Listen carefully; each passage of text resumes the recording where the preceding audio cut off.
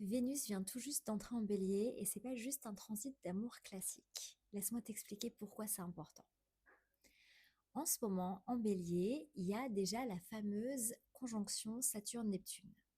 Ça fait des semaines que cette conjonction travaille le collectif et je pense que vous l'avez tous ressenti. Toutes les tensions, les vérités qui ressortent, les systèmes qui craquent, les choses qui remontent à la surface un peu partout. Ça, c'est le Bélier, c'est le signe qui confronte.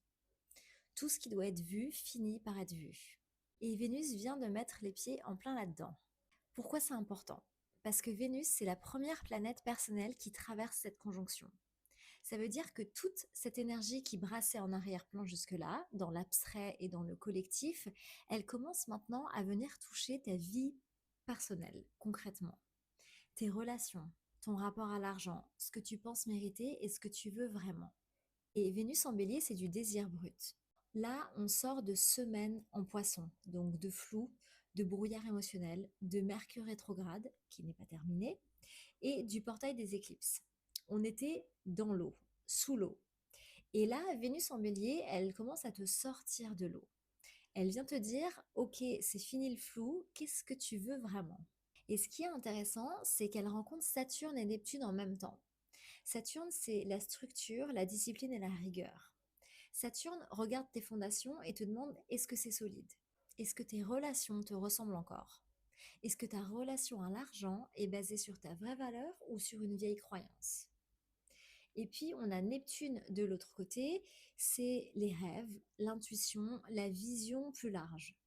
Et Neptune te rappelle que ce que tu sens monter en toi, c'est pas juste stratégique, ça vient de plus profond.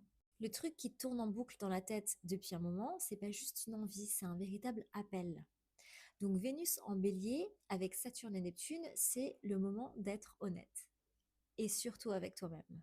Sur ce que tu veux, sur tes relations, sur ton rapport à ta propre valeur. Et je te préviens, ce n'est que le début, parce que après Vénus, le Soleil va aussi passer en bélier.